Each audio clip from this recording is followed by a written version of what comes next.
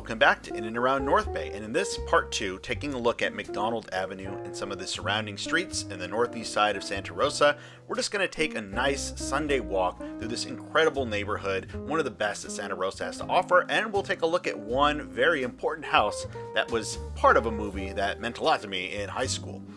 When you're walking around this neighborhood, it's going to be pretty easy to understand why so many of these houses fit into films. It has a timeless quality to it that you can imagine that you'd be in the Northeast or the Midwest or the South here in the United States, but it's all collected on one single street here in California with understandably a lot better weather than a lot of those other locations. So it just has a real just kind of American quality to it, each one of these homes. And it's understandable why so many directors wanted to come here and use these, at least the facade or the outside of the houses, in some of their movies. So let's take a look.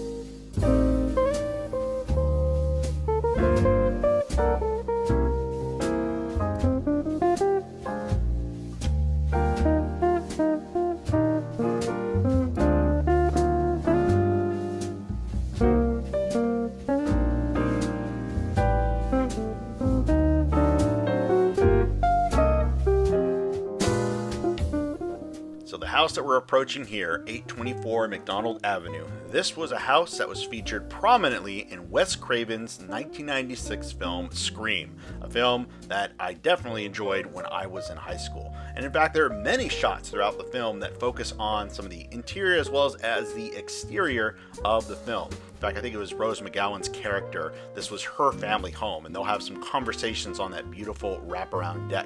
What's even more interesting is that this film goes back to Alfred Hitchcock, where when he was filming Shadow of a Doubt, they actually used this home as kind of a staging ground as well as a place to drink cocktails and just enjoy themselves.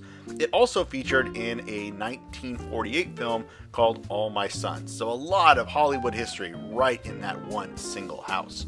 What's really interesting too about the filming of Scream is that Wes Craven also wanted to use some other locations here in Santa Rosa.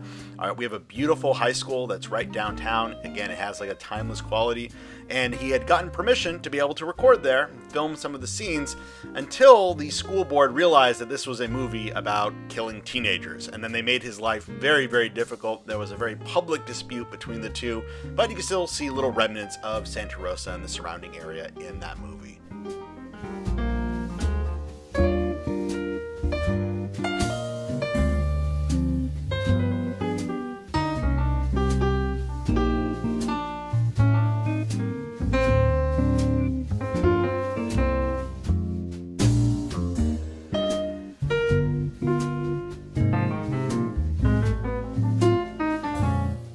And if you're anything like me, you're always looking for some nice, free things to do with the kids, something to get us out of the house. And we go to many of our public parks and we go lots of hikes and bike rides, but sometimes we just want to walk around a nice neighborhood. And this neighborhood, it is perfect for that. I mean, they have beautiful wide streets. It's not very busy. Each house has such wonderful character. And so even though my kids, they might not be all that interested in the history of the neighborhood or how it connects to film, they still just enjoy the fact that it's just beautiful. It's a wonderful place where they can just enjoy themselves and enjoy their city.